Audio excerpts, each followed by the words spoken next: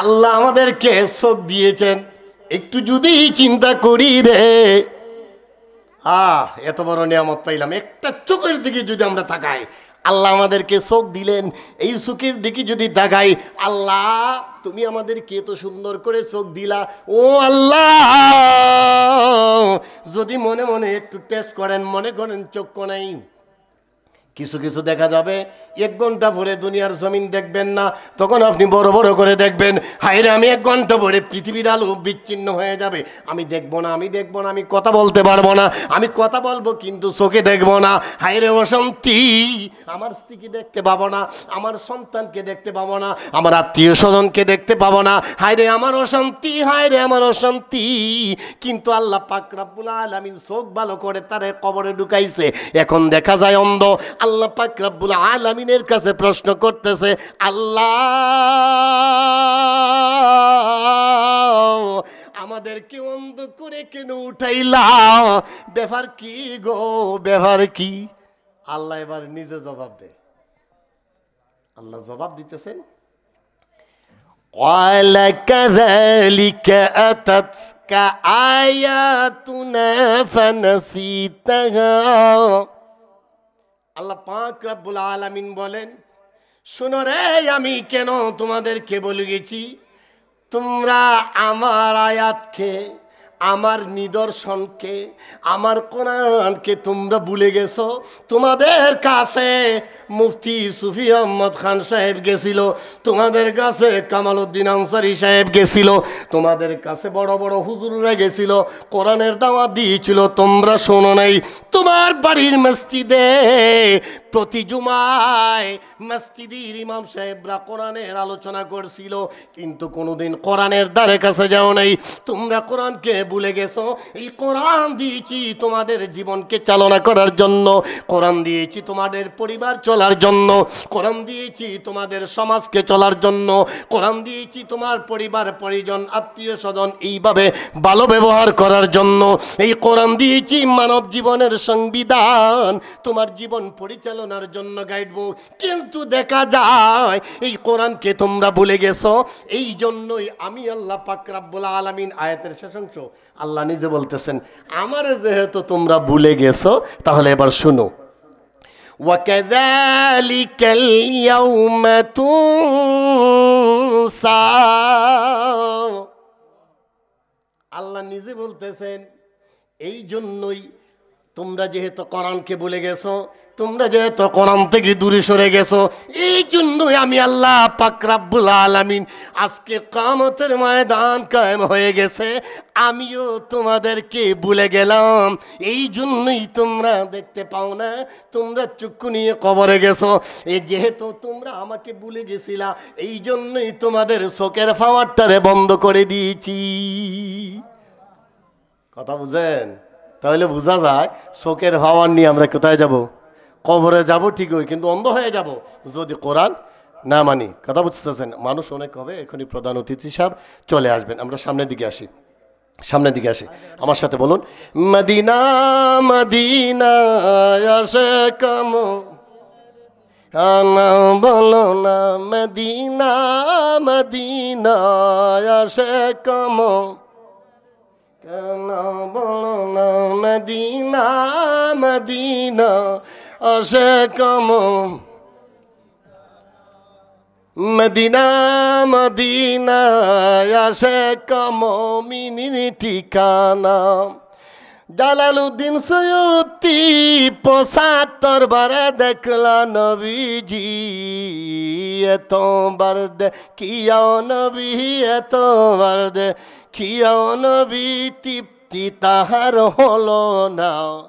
Medina Medina আসে কাম, কেন বলো না মদিনা মদিনা আসে কাম মিনির ঠিকানা। কবরে যাব রাসূলুল্লাহর প্রেম নিয়ে, কথা বলেন ঠিক কিনা? যদি রাসূলুল্লাহর সাথে সম্পর্ক না থাকে, নামাজ রোজা ইবাদত বন্দেগী জিকির আজকার মুরাকাবা মুশাহাদা তাসবিহ তাহলিল সব আছে, আবা আছে, জুব্বা আছে, ফাগরি আছে, কপালে করো আছে নামাজের, কিন্তু রাসূলুল্লাহর সাথে মাহাব্বত নাই, রাসূলুল্লাহর সাথে প্রেম নাই। কবরে গেলে গো এই কঠিন মুসিবত যখন আসবে, কবরে ধরা খেয়ে যাবেন। তাহলে বোঝা যায় রাসূলুল্লাহর প্রেম লাগবে কিনে, রাসূলুল্লাহর প্রেম লাগবে, নাহলে ধরা খাবেন। হাদিস শরীফ সাক্ষী, মেশকাত শরীফ আযাবুল কবর অধ্যায়, মেশকাত শরীফ আযাবুল কবর অধ্যায় 24 নম্বর পৃষ্ঠায় আন আনাস রাদিয়াল্লাহু তাআলা কে বর্ণিত قال قال রাসূলুল্লাহ সাল্লাল্লাহু আলাইহি ওয়াসাল্লাম ইযা উদিয়া ফি কবরি, যখন বান্দা মানুষদেরকে কবরে রাখা হবে, আল্লাহ যখন বান্দাদেরকে কবরে রাখবেন, ওয়া তাওয়াল্লা আনহু আসহাবুহু, তার সাথীরা যখন চলে আসবে, তার সাথী বলতে তার জানাজার লোক, তার ভাই, তার বন্ধু, তার বান্ধব, তার আত্মীয় স্বজন, তার মামা, তার চাচা, তার ফুফা, না জানাজার পরে থাকেনি, কবরে দেওয়ার পরে আর থাকেনি, সবাই কোথায় চলে যায়। নবী বলেন ওয়াতাওয়াল্লা আনহু আসহাবুহু, তার সাথীরা চলে যায়। চলে যাওয়ার পরে তারপরে ইন্নাহু লা ইয়াসমাউ কিরাআত নিআলিহিম, রাসূলুল্লাহ বলেন সাথীরা যখন চলে আসে, মৃত ব্যক্তি কবর থেকে সাথীদের জুতার পায়ের আওয়াজের শব্দ শুনতে পায়। সুবহানাল্লাহ। দিয়ার সুন্নাহ, সুন্নিয়তের সত্যবাণী মেহেদী হাসান। যেই খাট, যেই পালঙ্গে আজকে আপনি শোন, আপনি যেই পালঙ্গে শুইতেছেন, চিন্তা করে দেখেন এই পালঙ্গে কিছুদিন পূর্বে আপনার বাবা শুইতো, ঠিক কিনা বলেন? অথবা এই পালং আছে আপনার দাদা শুইতো, দাদাও নাই বাবাও নাই, আপনি আছেন, একদিন আপনিও থাকবেন না, খাট বা পালংটা থাকবে, তারা কোথায় যাবে? চলে যাবে কিনা? তাহলে বোঝা যায় খাট থাকবে, পালং থাকবে, আমরা থাকবো না। আর যদি আমাদের ভিতর থেকে রুহু বের হয়ে যায়, আমাদের কোনো দামও নেই, না আছে। উদাহরণ দিই, আপনি আমার ভিতরে রুহু আছে, রুহু যতদিন আছে আমাদের বডির দাম আছে রে বাবা। আর যেদিন এই বডি থেকে রুহু চলে যাবে, এই বডির কোনো দাম নাই, না আছে? রুহু চলে গেলে এই বডিটা কি রেখে দেয় না কবরে দেয়? রাখে না।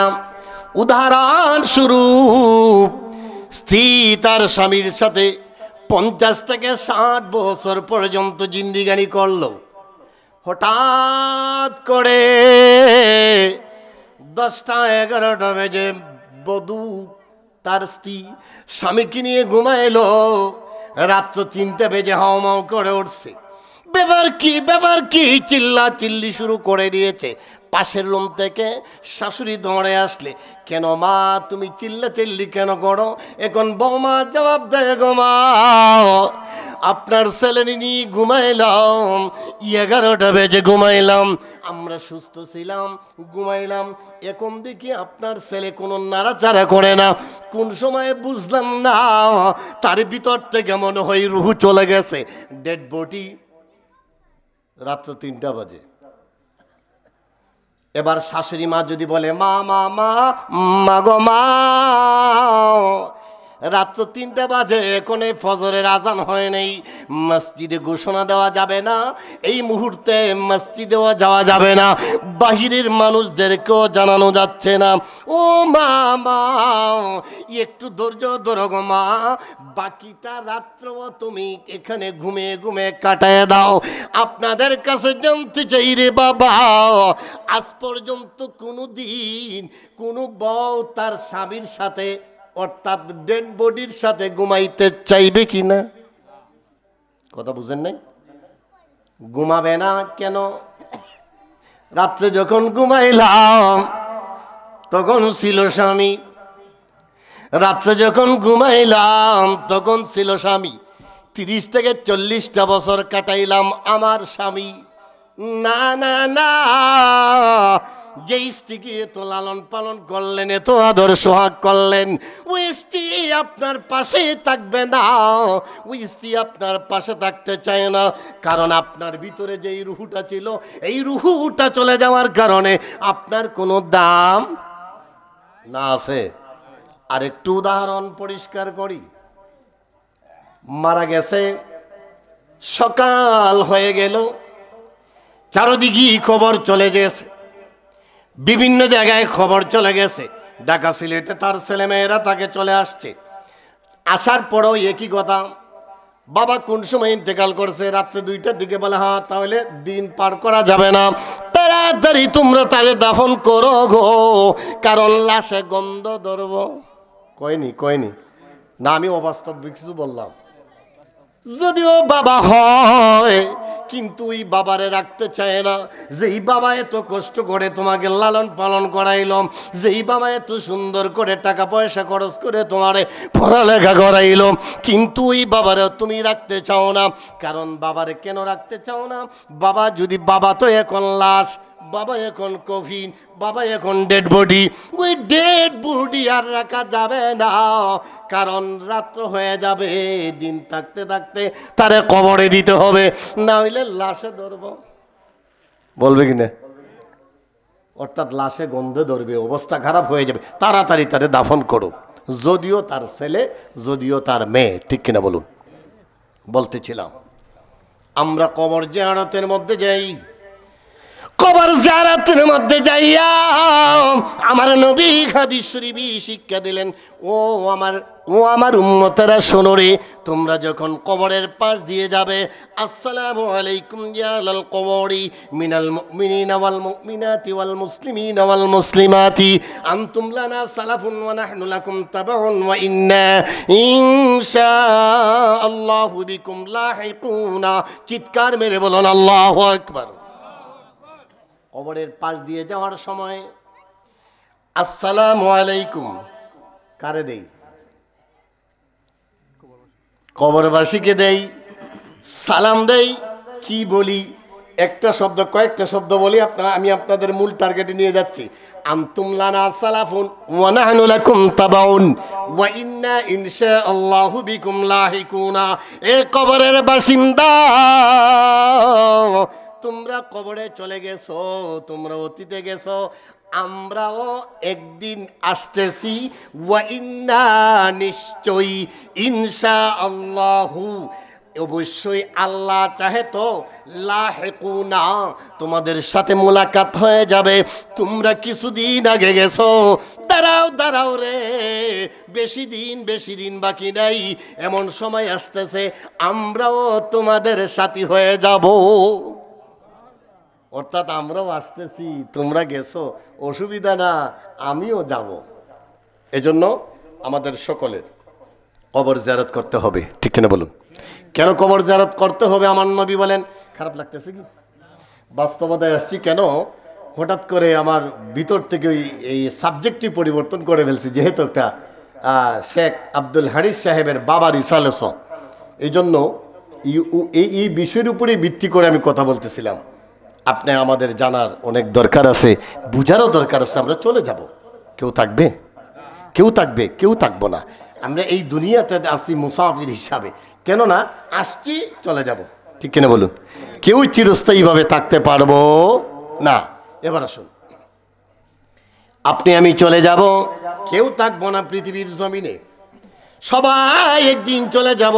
যতদিন পৃথিবীর জমিনে আমরা থাকবো, ততদিন পর্যন্ত নামাজ, যতদিন পৃথিবীর জমিনে থাকবো ততদিন পর্যন্ত রোজা, যতদিন এই পৃথিবীর জমিনে থাকবো গো, ততদিন পর্যন্ত আমাদের ইবাদত বন্দেগী, জিকির, আজকার, মুরাকাবা, মুশাহাদা, তাসবিহ, তাহলিল, মিলাদ, কিয়াম, দুরূদ, সালাম, কিয়াম, যতদিন থাকবো পৃথিবীর জমিনে ততদিন পর্যন্ত ওয়াজ, যতদিন পৃথিবীর জমিনে থাকবো ততদিন পর্যন্ত ইসালে সব মাহফিল, ঠিক কিনা? মারা যাব, শেষ।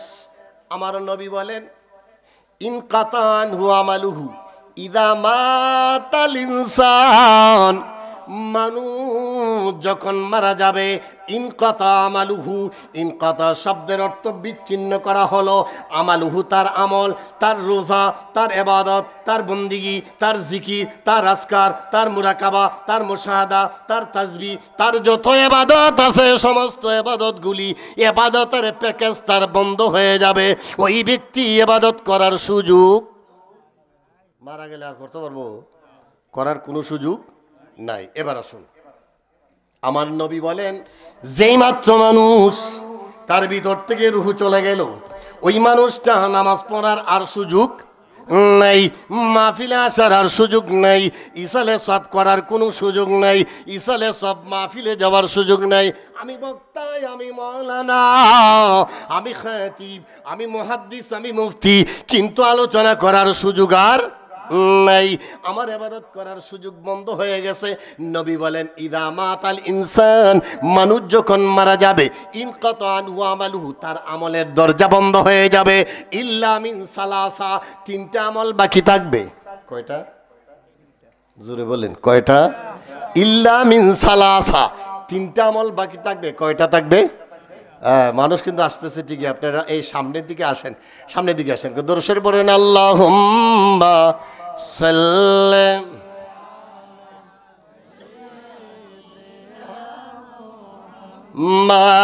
মাদানাবি মহব্বতে মহব্বত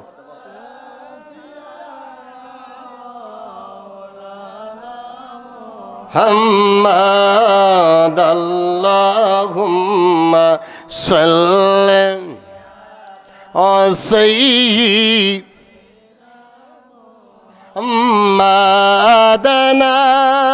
মাদানাবিয়ানা, জোরে মাশাআল্লাহ।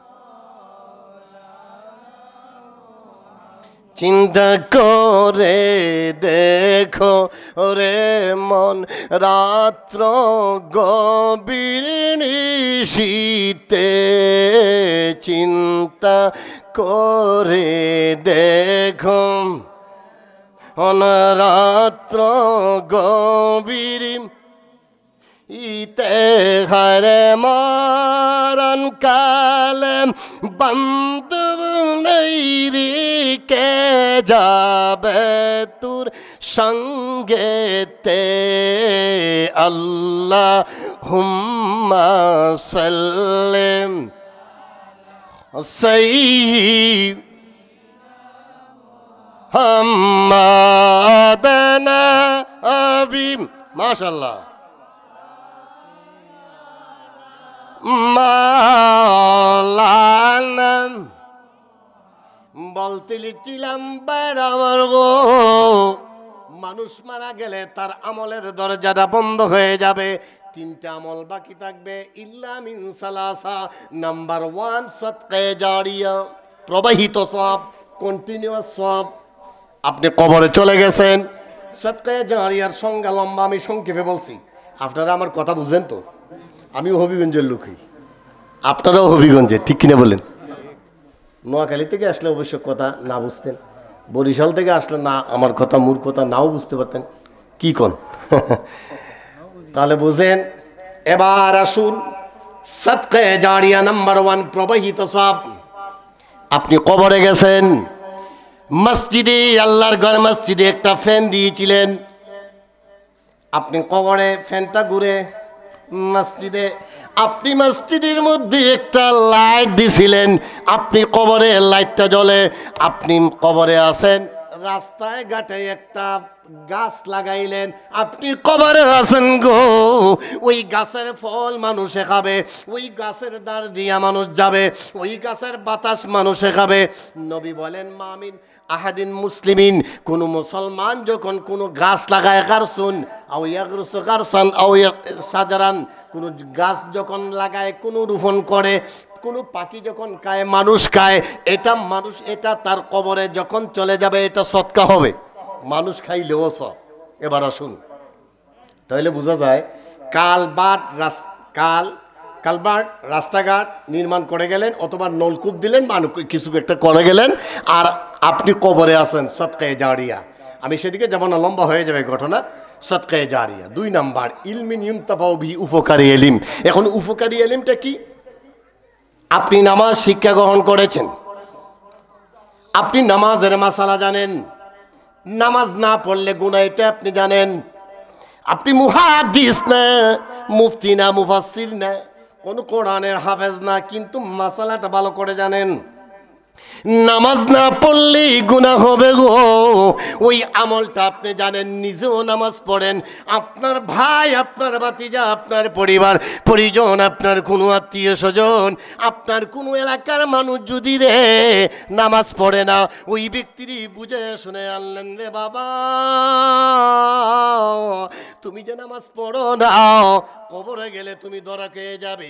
কবরে যখন প্রথম কিয়ামতের ময়দান যেদিন কায়েম হয়ে যাবে, প্রথম এই নামাজের হিসাব দিতে হবে। বাবারে তুমি নামাজ পড়ো, তোমার কথায় ওই ব্যক্তি নামাজি হলো, আপনি কবরে আছেন, সবটা আপনি পাবেন। সুবহানাল্লাহ। 3 নাম্বার ওয়ালাদুন সালিহুন, নেক সন্তান, ইয়াদউ লাহু, রাহু মুসলিম। নেক সন্তান, তার সন্তান যদি রেখে যায়, ওই সন্তানটা যদি নেক হয়, ওই সন্তানটা যদি এমন আওলাদ হয়, নেক সন্তান। হুজুর গো, নেক সন্তানের সংজ্ঞাটা কি হবে? নেক সন্তানটা কারে বলে? আমি সংক্ষেপে বলছি, নেক সন্তান। এখন আপনার ছেলে তো মুহাদ্দিস না, আপনার ছেলে তো মুফাসসির না, আপনার ছেলের মাদ্রাসায় পড়ান নাই, বলে তাহলে নেক হইব কেমনে? বলে হ্যাঁ, তাও সম্ভব। আপনার ছেলে, আপনার মেয়ে স্কুল ভার্সিটিতে পড়াইছেন, অসুবিধা নাই, কিন্তু তারে মৌলিক শিক্ষা দিলেন কোরআনের, মৌলিক শিক্ষা দিলেন হাদিসের, মৌলিক শিক্ষা দিলেন ইসলামের।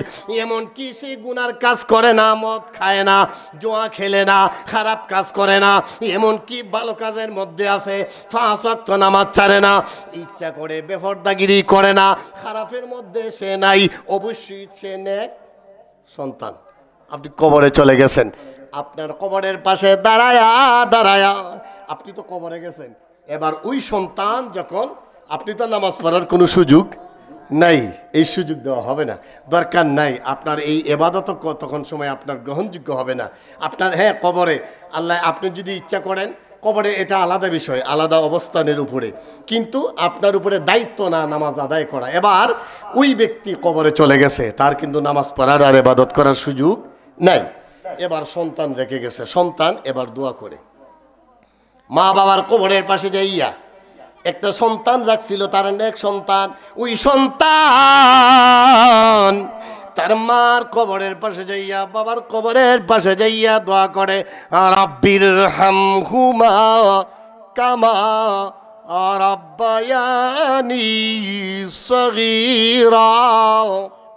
এটা শুধু মানুষ আমরা যারা বুঝি, মুজুর, এটা তো মানুষ মরলে পড়ে দোয়া করে, জীবিত কি করা যাবে? হ্যাঁ, আপনার মা জীবিত আছে, বাবাও জীবিত আছে, অবশ্যই অবশ্যই মা যদি জীবিত থাকে, বাবাও জীবিত থাকে, মা জীবিত থাকলেও, বাবা জীবিত থাকলেও আপনি সেই দোয়া করতে পারবেন, রব্বির হাম হুমা কামা রাব্বায়ানি সগীরা।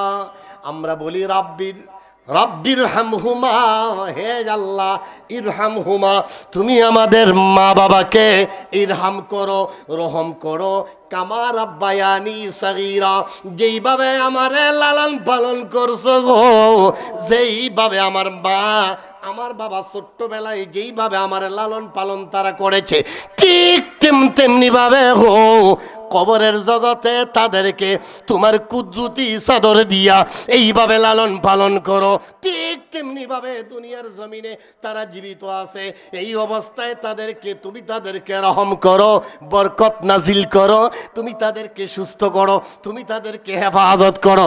তাহলে বোঝা যায় বাড়া আমার ভাইয়ের, আমার বোঝা যাচ্ছে এই দোয়া জীবিতরও করা যাবে, ইন্তেকাল হইলেও করা।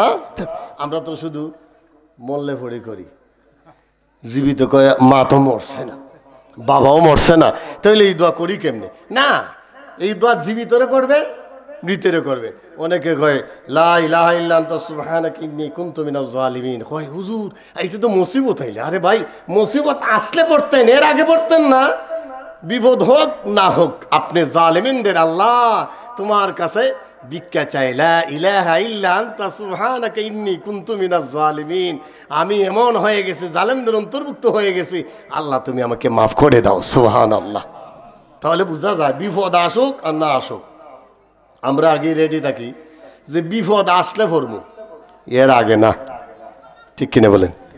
বিপদ আসলে, কারণ মানুষ অনেক সময় করে কি কয় না বিপদ আসলে করব, এর আগে না। ওই আমরা দেশে কিছু আছে হাজি সাহেবরা কয়ে দাঁড়িয়ে বউ থাকছে না, বয়সে কোনো বৃদ্ধ হয়েছি না, তাহলে হজ আরো পরে করি।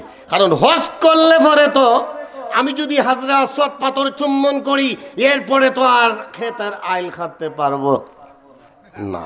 এর আগে ওই খেতের আইল তো আর এর পরে খাতে পারবো না, যেহেতু আমি হাজরা আসওয়াদ পাথর চুমু দিব, আমি হাজি সাহেব হয়ে যাব। অতএব এর আগে ওই যা পারি খেতের আইল খাইতে লই। এরকম ধরনের মন মানসিকতা আছে না?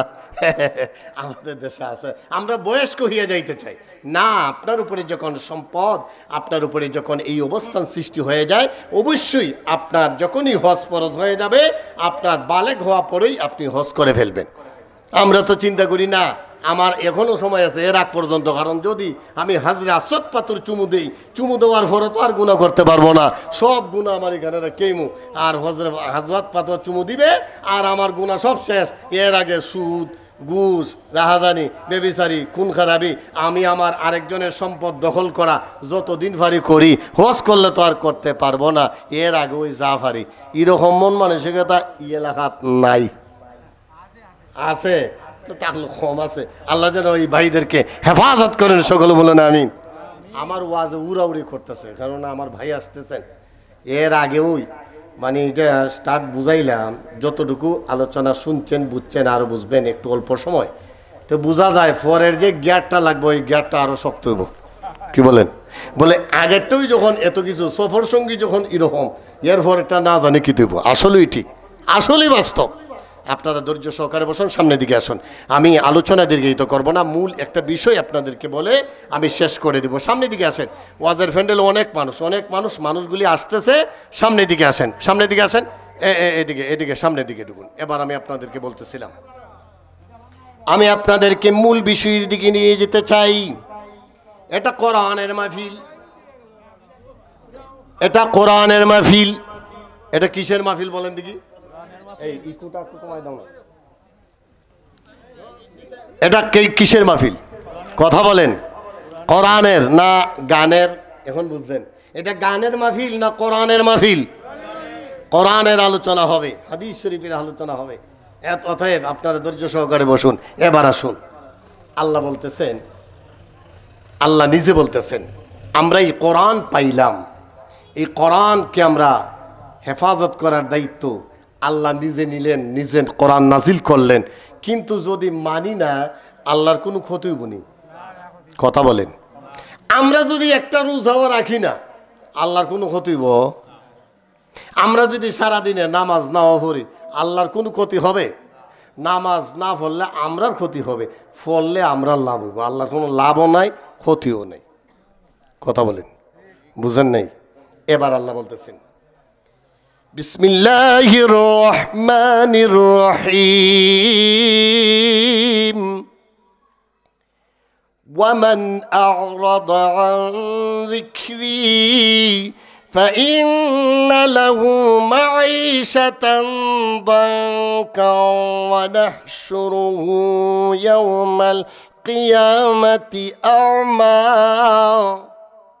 আল্লাহ বলতেছেন, যারা কোরআন থেকে মুখ ফিরিয়ে নিবে, আমার স্মরণ থেকে মুখ ফিরিয়ে নিবে, আমার জিকির থেকে মুখ ফিরিয়ে নিবে, আমি এই কোরআন নাজিল করেছি, কোরআন থেকে যারা মুখ ফিরিয়ে নিবে, কোরআনের বাগান থেকে যারা মুখ ফিরিয়ে নেবে, ফাইন্না লাহু মাঈশাতান দানকা, তাদের জীবন, তাদের জীবিকা, তাদের রিজিক, রিজিকের মধ্যে ডঙ্কা বেজে যাবে, রিজিকের মধ্যে হতাশা বেজে যাবে। আর যদি এই কোরআনকে যদি ফলো করে দুনিয়ার মানুষ রে, আমি তারে শান্তি দেব, আমি তারে শান্তির ব্যবস্থা করে দেব, এটার জামিনদার আমি আল্লাহ হয়ে গেলাম। এখন আমি উদাহরণ দেই, কোটি কোটি টাকা ব্যাংক ব্যালেন্স, বাড়ি গাড়ি নারী সব আছে, কোটি কোটি কোটি টাকার ব্যাংক ব্যালেন্স। হুজুর মসজিদের ইমাম সাহেব ৬-৭ হাজার টাকা বেতন, এখন দেখা যায় কোটি কোটি টাকার ব্যাংক ব্যালেন্স নিয়ে এবার ঘুমে হুজুর আমার রাত্রে ঘুমে ধরে না, মাত্র খিচুড়ি খাই আর একটা আটা রুটি খাই, আসেনি? আর হুজুর খাইয়া তো সেই ভালো খায়, ডায়াবেটিসও নাই, প্রেসারও নাই, পরিবারও চলে ভালো, অশান্তিও নাই, রোগও নাই, ঠিক কিনা? আল্লাহর কোরআনের সাথে তার সম্পর্ক, ওই কোরআন বলে হুজুর গো এবার যদি জিদ লাগে, হিংসা লাগে, আপনিও কোরআন রে ফলো করেন, আপনিও কোরআন রে মানেন, আপনিও কোরআনের বাগানের অনুসরণে থাকেন। আমার আল্লাহ বলেন যদি থাকেন তাহলে তোমাদের রিজিকের ফয়সালা হয়ে যাবে, তোমাদের রিজিকের ব্যাপারে কোনো টেনশন নাই। শুধু তাই নয়, আল্লাহ পাক রব্বুল আলামিন কোরআনে বলতেছেন মাইশাতান দাঙ্কা ওয়া নাহশুরু ইয়াউমাল কিয়ামাতি আমা, কিয়ামতে তাদেরকে অন্ধ করে উঠাইবে, মানে অন্ধ, অথচ চোখ নিয়ে কবরে গেছে। কি নিয়ে কবরে গেছে? চোখ নিয়ে কবরে গেছে। আল্লাহ পাক রব্বুল আলামিন কিয়ামতের ময়দান যেদিন কায়েম হয়ে যাবে গো, তাদেরকে দেখা যাবে অন্ধ, তারা দেখে না। এবার আল্লাহ পাক রব্বুল আলামিনকে তারা প্রশ্ন করবে, যারা অন্ধ হয়ে গেছে, ক্বালা রাব্বি লিমা, লিমা কেন, এখানে আলিমরা আছেন, ক্বালা রাব্বি লিমা হাসারতানি আ'মা ওয়া ক্বাদ কুনতু বাসীরা। এবার তারা আল্লাহকে প্রশ্ন করবে, ও আল্লাহ বুঝলাম না, বুঝলাম না, বুঝলাম না, আমরা তো চোখ নিয়ে কবরে গেছিলাম, এখন ব্যাপার কি বুঝলাম না, এখন দেখি আমরা চোখে দেখি না, লিমা হাসার তানি আমা, আমাদেরকে কেন আজকে অন্ধ করে উঠাইলেন, আমার কদ কুমতু বসিরা, আমরা চাক্ষুষ্মান ছিলাম, আমরা চোখ নিয়ে কবরে আসছিল, আমাদের চোখে কোনো চশমা ছিল না, চোখের পাওয়ার ভালো ছিল, আমরা সুস্থ অবস্থায় কবরে আসছি, আজকে কেন অন্ধ করে উঠাইলাম? কিয়ামতের ময়দান কায়েম হয়ে গেল, আমরা কিছু দেখতে পাই না, বুঝলাম এটা হাসরের ময়দান, আল্লাহ বুঝলাম না, বুঝলাম না, চোখ নিয়ে কবরে আসছিলাম, এখন দেখি আমরা দেখি না, ব্যাটারি নাই, বুঝেন নাই, ব্যাটারি অফ। আল্লাহ আমাদেরকে চোখ দিয়েছেন, একটু যদি চিন্তা করি রে, এত বড় নিয়ামত পাইলাম, একটা চোখের দিকে যদি আমরা তাকাই, আল্লাহ আমাদেরকে চোখ দিলেন, এই চোখের দিকে যদি তাকাই, আল্লাহ তুমি আমাদেরকে এত সুন্দর করে চোখ দিলা, ও আল্লাহ যদি মনে মনে একটু টেস্ট করেন, মনে করেন চক্ষু নাই, কিছু কিছু দেখা যাবে 1 ঘন্টা পরে দুনিয়ার জমিন দেখবেন না, তখন আপনি বড় বড় করে দেখবেন, হায়রে আমি 1 ঘন্টা পরে পৃথিবীর আলো বিচ্ছিন্ন হয়ে যাবে, আমি দেখবো না, আমি দেখবো না, আমি কথা বলতে পারবো না, আমি কথা বলবো কিন্তু চোখে দেখবো না, হায়রে অশান্তি, আমার স্ত্রীকে দেখতে পাবো না, আমার সন্তানকে দেখতে পাবো না, আমার আত্মীয় স্বজনকে দেখতে পাবো না, হায়রে আমার অশান্তি, হায়রে আমার অশান্তি। কিন্তু আল্লাহ পাক রব্বুল আলামিন চোখ ভালো করে তারে কবরে ঢুকাইছে, এখন দেখা যায় অন্ধ। আল্লাহ পাক রব্বুল আলামিনের কাছে প্রশ্ন করতেছে, আল্লাহ আমাদেরকে অন্ধ করে কেন উঠাইলা, ব্যাপার কি গো, ব্যাপার কি? আল্লাহ এবার নিজে জবাব দেয়, আল্লাহ জবাব দিতেছেন, قال كذلك أتتك آياتنا فنسيتها। আল্লাহ পাক রব্বুল আলামিন বলেন, শোনো রে, আমি কেন তোমাদেরকে বলে গেছি, তোমরা আমার আয়াতকে, আমার নিদর্শনকে, আমার কোরআনকে তোমরা ভুলে গেছো। তোমাদের কাছে মুফতি সুফি আহমদ খান সাহেব গেছিল, তোমাদের কাছে কামাল উদ্দিন আনসারী সাহেব গেছিল, তোমাদের কাছে বড় বড় হুজুররা গেছিল, কোরআনের দাওয়াত দিয়েছিল, তোমরা শোনো নাই। তোমার বাড়ির মসজিদে প্রতি জুমায় মসজিদের ইমাম সাহেবরা কোরআনের আলোচনা করছিল, কিন্তু কোনোদিন কোরআনের দ্বারে কাছে যাও নাই। তোমরা কোরআনকে ভুলে গেছো। এই কোরআন দিয়েছি তোমাদের জীবনকে চালনা করার জন্য, কোরআন দিয়েছি তোমাদের পরিবার চলার জন্য, কোরআন দিয়েছি তোমাদের সমাজকে চলার জন্য, কোরআন দিয়েছি তোমার পরিবার পরিজন আত্মীয় স্বজন এইভাবে ভালো ব্যবহার করার জন্য। এই কোরআন দিয়েছি মানব জীবনের সংবিধান, তোমার জীবন পরিচালনার জন্য গাইডবুক।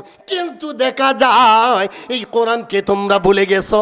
এই জন্যই আমি আল্লাহ পাক রব্বুল আলামিন আয়াতের শেষাংশ আল্লাহ নিজে বলতেছেন, আমারে যেহেতু তোমরা ভুলে গেছো তাহলে এবার শুনো। وَكَذَلِكَ الْيَوْمَ تُنْسَى, আল্লাহ নিজে বলতেছেন এই জন্যই তোমরা যেহেতু কোরআনকে ভুলে গেছো, তোমরা যেহেতু কোরআন থেকে দূরে সরে গেছো, এই জন্যই আমি আল্লাহ পাক রব্বুল আলামিন আজকে কিয়ামতের ময়দান কায়েম হয়ে গেছে, আমিও তোমাদেরকে ভুলে গেলাম। এই জন্যই তোমরা দেখতে পাও না, তোমরা চক্ষু নিয়ে কবরে গেছো। এই যেহেতু তোমরা আমাকে ভুলে গেছিলা, এই জন্যই তোমাদের চোখের পাওয়ারটারে বন্ধ করে দিয়েছি। কথা বুঝেন? তাহলে বোঝা যায় চোখের পাওয়ার নিয়ে আমরা কোথায় যাব? কবরে যাব ঠিকই, কিন্তু অন্ধ হয়ে যাব যদি কোরআন না মানি। কথা বুঝতেছেন? মানুষ অনেক হবে। এখনই প্রধান অতিথি সাহেব চলে আসবেন, আমরা সামনের দিকে আসি, সামনের দিকে আসি। আমার সাথে বলুন, মদিনা মদিনা আসে কাম, বলো না মদিনা মদিনা আসে কাম, কেন বলো না মদিনা মদিনা আসে কাম, মদিনা মদিনা আসে কাম মিনির ঠিকানা। জালালউদ্দিন সৈয়দী ৭৫ বারে দেখলা নবীজি, এতবার দেখিয়াও নবী, এতবার দেখিয়াও নবী, তৃপ্তি তাহার হলো না। মদিনা মদিনা আসে কাম, কেন বলো না মদিনা মদিনা আসে কাম মিনির ঠিকানা। কবরে যাব রাসূলুল্লাহর প্রেম নিয়ে। কথা বলেন ঠিক কিনা? যদি রাসূলুল্লাহর সাথে সম্পর্ক না থাকে, নামাজ রোজা ইবাদত বন্দেগী জিকির আজকার মুরাকাবা মুশাহাদা তাসবিহ তাহলিল সব আছে, আবা আছে, জুব্বা আছে, ফাগরি আছে, কপালে করো আছে নামাজের, কিন্তু রাসূলুল্লাহর সাথে মাহাব্বত নাই, রাসূলুল্লাহর সাথে প্রেম নাই। কবরে গেলে গো এই কঠিন মুসিবত যখন আসবে, কবরে ধরা খেয়ে যাবেন। তাহলে বোঝা যায় রাসূলুল্লাহর প্রেম লাগবে কিনে, রাসূলুল্লাহর প্রেম লাগবে, নাহলে ধরা খাবেন। হাদিস শরীফ সাক্ষী, মেশকাত শরীফ আযাবুল কবর অধ্যায়, মেশকাত শরীফ আযাবুল কবর অধ্যায় 24 নম্বর পৃষ্ঠায় আন আনাস রাদিয়াল্লাহু তাআলা কে বর্ণিত কাল কাল রাসূলুল্লাহ সাল্লাল্লাহু আলাইহি সাল্লাম ইদা উদিয়া ফি কবরি, যখন বান্দা মানুষদেরকে কবরে রাখা হবে, আল্লাহ যখন বান্দাদেরকে কবরে রাখবেন, ওয়া তাওয়াল্লা আনহু আসহাবুহু, তার সাথীরা যখন চলে আসবে, তার সাথী বলতে তার জানাজার লোক, তার ভাই, তার বন্ধু, তার বান্ধব, তার আত্মীয় স্বজন, তার মামা, তার চাচা, তার ফুফা, না জানাজার পরে থাকেনি, কবরে দেওয়ার পরে আর থাকেনি, সবাই কোথায় চলে যায়? নবী বলেন ওয়া তাওয়াল্লা আনহু আসহাবুহু, তার সাথীরা চলে যায়। চলে যাওয়ার পরে তারপরে ইন্নাহু লা ইয়াসমাউ কিরাআত নিআলিহিম, রাসূলুল্লাহ বলেন সাথীরা যখন চলে আসে, মৃত ব্যক্তি কবর থেকে সাথীদের জুতার পায়ের আওয়াজের শব্দ শুনতে পায়। সুবহানাল্লাহ, বুঝেন নাই? যখনই তার বন্ধু, তার বান্ধব, তার মামা, তার চাচা, তার ভাইয়েরা, তার বন্ধু বান্ধবগণ, তার সহপাঠীগণ চলে যখন আসে, তখন ওই ব্যক্তি কবর থেকে, ওই মৃত ব্যক্তি কবর থেকে তার সাথীদের, তার বন্ধুদের, তার আত্মীয় স্বজনদের জুতার পায়ের আওয়াজের শব্দ শুনতে পায়। সুবহানাল্লাহ। হাদিস শরীফ, লা ইয়াসমাউ করানি আলিহিম আতাহু মালাকানি, দুইজন ফেরেশতা আছেন। কয়জন? ফায়ুকাইদানিহি, বসান, ফায়াকুল্লানি, বলেন, তারপরে প্রশ্ন উত্তর শুরু হয়ে যায়। আনসার সকলেরই প্রশ্ন উত্তর জানা আছে। কি প্রশ্ন উত্তর শুরু? এখন এই যে প্রশ্ন উত্তরটা কি? মার রাব্বুকা, তোমার রব কে? মান দিনুকা, তোমার দিন কি? তারপরে মূল যে প্রশ্ন, আচ্ছা প্রশ্নের মধ্যে বলেন দেখি কিছুটা কিনা ভেরি ইম্পর্টেন্ট, যেটা বাধ্যতামূলক আনসার করতেই হয়। যদি আনসার করা না হয় তাহলে তাকে ফার্স্ট মার্ক করার পরেও সে ফেল হয়ে যায়, ঠিক কিনা বলুন? হ্যাঁ অবশ্যই। আমরা একটু নারায় দিব, নারায় তাকবীর, নারায় রিসালাত। হযরত মাওলানা কামালউদ্দিন আনসারী সাহেব আজকে সবার প্রধান অতিথি হুজুর চলে আসছেন। অবশ্যই মূল্যবান আলোচনা শুনবেন ধৈর্য সহকারে। যেহেতু খুব তাড়াতাড়ি যে সময়টায় আসছেন, আমি বলছিলাম 9:30টার আগে আসবেন, যথাসময়ে আসছেন এবং আপনাদেরকে এই 11:30টার আগে, 9:30 তো 11:30টার আগে কিন্তু আলোচনা, দোয়া, মিলাদ সহ হয়ে যাবে 2 ঘন্টার ভিতরে। তাহলে বোঝা যায় তাড়াতাড়ি আপনারা বাড়ি যাবেন, মিলাদ মাহফিল হবে, অবশেষে তাবারুক অবশ্যই তো আছে। আপনারা ধৈর্য সহকারে বসবেন। একটা মাসালা, ওই যে হাদিসটা বলছিলাম 1 মিনিটে শেষ করে দেই। আতাহু মালাকানে, ফেরেশতা এসে যখন প্রশ্ন উত্তর জিজ্ঞেস করবেন তখন ফায়ুকিদানি বসায়া প্রশ্ন উত্তরের মধ্যে মেইন যে প্রশ্ন, উনাকে চিনুনি? অন্য হাদিস শরীফের রাওয়াত আছে, উনার সম্পর্কে তোমাদের ধারণা কি?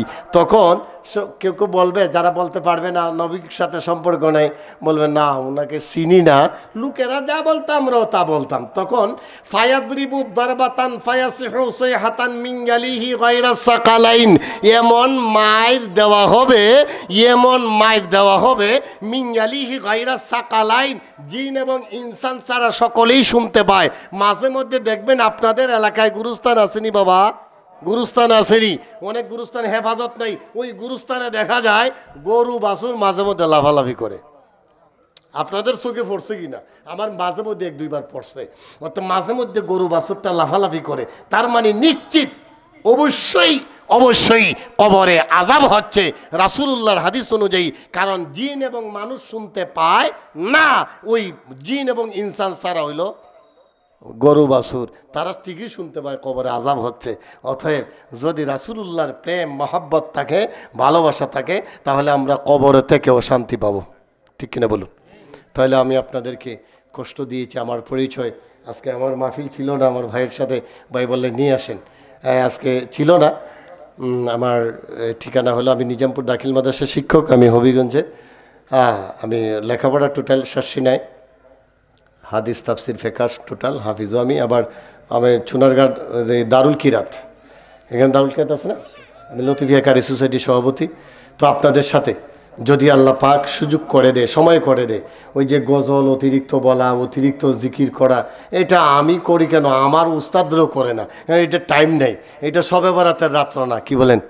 মাহফিলে মানুষ আসে, অনেক সময় দেখা যায় 50,000, 60,000, 70,000 টাকা দিয়া লোক আনে, আইসা দেখা যায় 1 ঘন্টা চলে যায় গজল আর ওই জিকির আজকারে, অবশেষে 30 মিনিটের ওয়াজ, তারপরে কয় খালি আমি ওয়াজ ঢুকলাম, যাইবার সময় 70,000, ঠিক কিনা?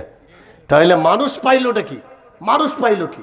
আশা করি ইনশাআল্লাহ আমার এই ভাইজান অত্যন্ত সুন্দর দলিল ভিত্তিক আলোচনা করেন, কোরআন এত সুন্দর করে কোরআন তেলাওয়াত করেন মধুর সুরে। অতএব আমি ভাইয়ের আলোচনা এখান থেকে বসে বসে শুনবো ইনশাআল্লাহ। আল্লাহ পাক যেন আমাদের সকলকে আমল করার তৌফিক দান করেন, সকলে বলুন আমিন। আসসালামু আলাইকুম ওয়া রাহমাতুল্লাহি ওয়া বারাকাতুহু।